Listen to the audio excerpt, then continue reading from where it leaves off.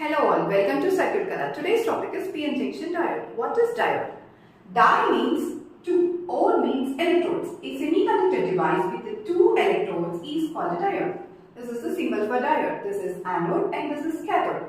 In order to understand the working conditions of the diode, we should apply the bias. What does mean by bias? Bias is nothing but an external voltage that is applied in order to find the operating conditions of the device. So let's just check three conditions. Now the three working conditions of the diode are no bias, forward bias and reverse bias. When no external voltage is applied, current flowing through the diode is zero.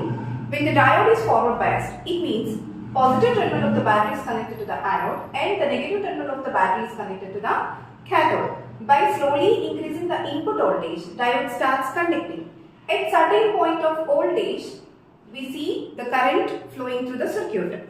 That is, if you consider the silicon diode, the minimum voltage required to conduct is 0.6 volts and for germanium it is 0.3 volts. This is also known as knee voltage.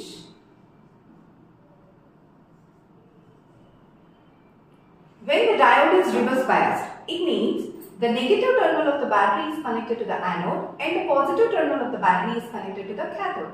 Now slowly, by increasing the input voltage, so the current that is flowing through the diode is almost negligible. It is in terms of microamperes. From the previous working conditions of the diode, what we understand is when the diode is forward biased, at minimum 0.6 volts, the diode starts conducting. And when it is reverse biased, the current that is flowing through the diode is almost negligible. It means diode is in on state when it is forward biased and it is in off state when it is reverse biased. From real characteristics of the diode, what you understand? The potential difference between the anode and cathode should always be greater than or equals to 0.6 volts. The arrowhead of the diode always indicates the current flowing in the circuit. Here I mentioned different conditions to check whether the diode is on or not. So based on this condition, you should tell me whether the diode is on or not.